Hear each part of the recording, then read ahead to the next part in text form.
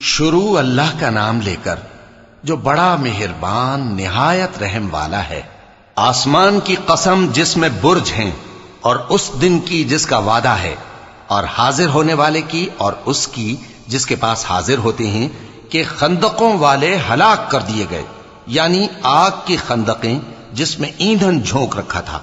جبکہ وہ ان کے کناروں پر بیٹھے ہوئے تھے اور جو ظلم وہ اہل ایمان پر کر رہے تھے ان کا نظارہ کر رہے تھے، اور ان کو مومنوں کی یہی بات بری لگتی تھی کہ وہ اللہ پر ایمان لائے تھے جو غالب ہے، سب خوبیوں والا ہے، جس کی آسمانوں اور زمین میں بادشاہی ہے، اور اللہ ہر چیز سے واقف ہے۔ جن لوگوں نے مومن مردوں اور مومن عورتوں کو تکلیفیں دیں اور توبہ نہ کی، ان کو دوزخ کا اور عذاب بھی ہوگا اور جلنے کا عذاب بھی، اور جو لوگ ایمان لائے اور نیک کام کرتے رہے ان کے لیے باغات ہیں جن کے نیچے نہریں بہ رہی ہیں، یہی بڑی کامیابی ہے۔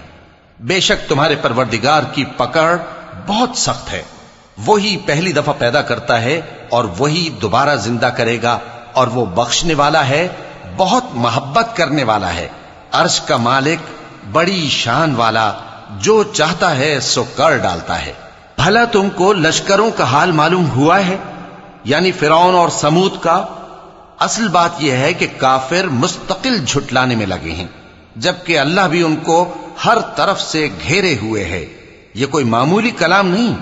بلکہ یہ قرآن عظیم الشان ہے، لوح محفوظ میں لکھا ہوا۔